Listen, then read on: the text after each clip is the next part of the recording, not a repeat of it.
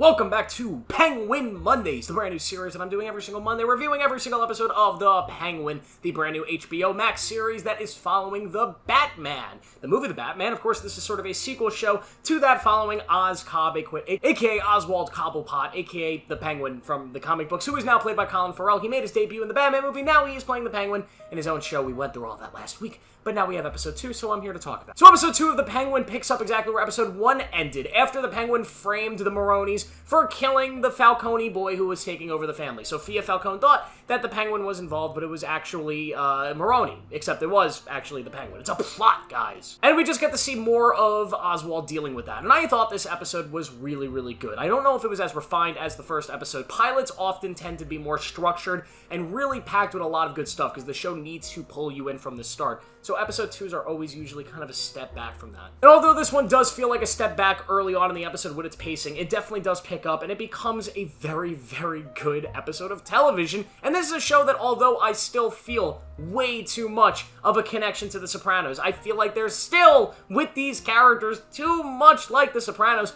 This show overall is still a thrilling, dark mob experience that is more akin to something like The Godfather in tone than it is to The Sopranos. But character-wise, my God, if this guy's not James Gandolfini, I mean, what is going on, Colin Farrell? So we get to see Oz go through a lot of different stuff in this episode. The first thing that he's doing is he's trying to frame this one guy in the Falcone operation for being the rat. They know that there is some sort of rat in this operation because earlier in the episode, their hit of drugs, the drops in this universe, gets hit, and Maroni steals all the drugs, of course, because Penguin told them it was coming. It's a great scene with great action. It's dark, brutal, violent, and also kind of hilarious. And they know they have a rat. The rat is Penguin, but Penguin does not want them to know that he's a rat because he's playing the game. He's playing the Game of Thrones here. He's playing both sides, and he's trying to put himself in power. So how do you get around this? You try framing somebody else. And this kind of quest that he goes on to do that, you know, stumbling over himself, making mistakes, but ultimately kind of coming through in the end is brilliant to watch and also kind of hilarious. Yet again, the show is so ironically sort of funny because Penguin comes off like such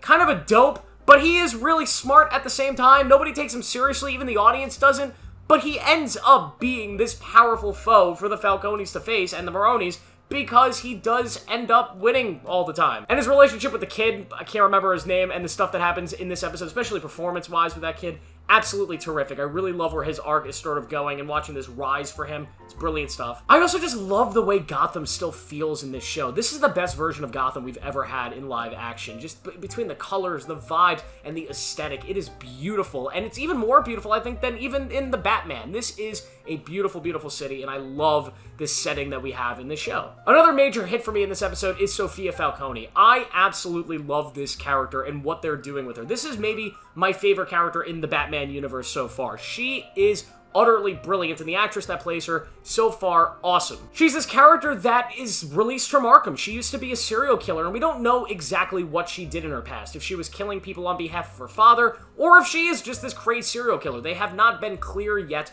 on her history, on her past. What they have been clear, though, is that people in Gotham think that she is this psychopath. And some scenes you watch her, she's a little unhinged, she's a little crazy, but other scenes, she just seems like this normal grieving sister and grieving daughter who people don't respect, and she wants to take over, she wants the power, and now Oz is giving her this opportunity to sort of grab it, and there's a really interesting dynamic between those two characters, because the audience knows that Oz wants the power for himself. He's scheming everybody, right? He's playing the Game of Thrones. Oz is Littlefinger in this show. He's whispering to everybody what they want to hear, but secretly he's plotting to sit on that throne by the end, and we know, because it's Gotham and there's going to be more, that he probably will end up on the throne by the end of the show. But Sophia is such a complex character, and the performance here that is being done is so brilliant. I cannot wait to see where this character goes. I can't wait to learn more about her. This is easily the strength of the show so far, is the character of Sophia Falcone, a character that was done very well in the TV show Gotham, but I think is being done even better.